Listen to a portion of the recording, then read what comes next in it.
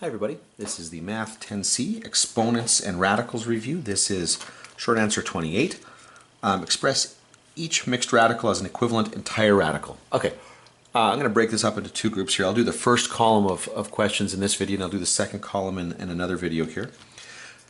To write something, when we go from a mixed radical to the equivalent entire radical, basically what we're doing is we're just moving that coefficient back in. Now, as we've done throughout this thing, when we're dealing with a square root, if we see a pair of factors inside there, we take out a representative. Now here, we've got the representative outside, so I'm going to double it up when I go in. So this will become the square root of 5 times 5 times 3. So 5 times 5 is 25, times 3 is 75. So the entire radical that's equivalent to this is going to be the square root of 75. Here, for b, it's the same thing. In order to get the 2/5 inside this radical, I need to put two of them. There needs to be two factors here. So this will become the square root of 2/5 times 2/5 times 10. Now, okay, in here, in the 10, okay, we can write 10 as 2 times 5. Now the reason I do this is because I can see right away that those two 5s will cancel. And then I'm going to be left with 2 times 2 times 2, or 8, over that solitary 5 in the denominator. So this becomes the square root of 8/5.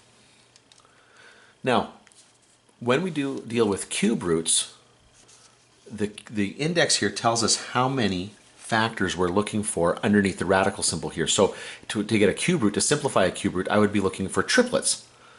So to go backwards, I have to take that 2 and I have to write it out 3 times. So this will be the cube root of 2 times 2 times 2, and then multiplied by the 4 that's already in there. Okay, and when you multiply that all out, 2 times 2 times 2 times 4 is just 32. So this is the cube root of 32. Now, this next one, same thing. Okay, we got this cube root, and we got the negative here. Now, this is an interesting one. When there's a negative and a cube root, we already know that a cube root will preserve the negative, so I can move it in.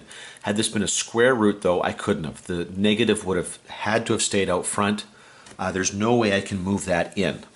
But here I can, and so this is going to become the cube root of -4 times -4 times -4 times 2.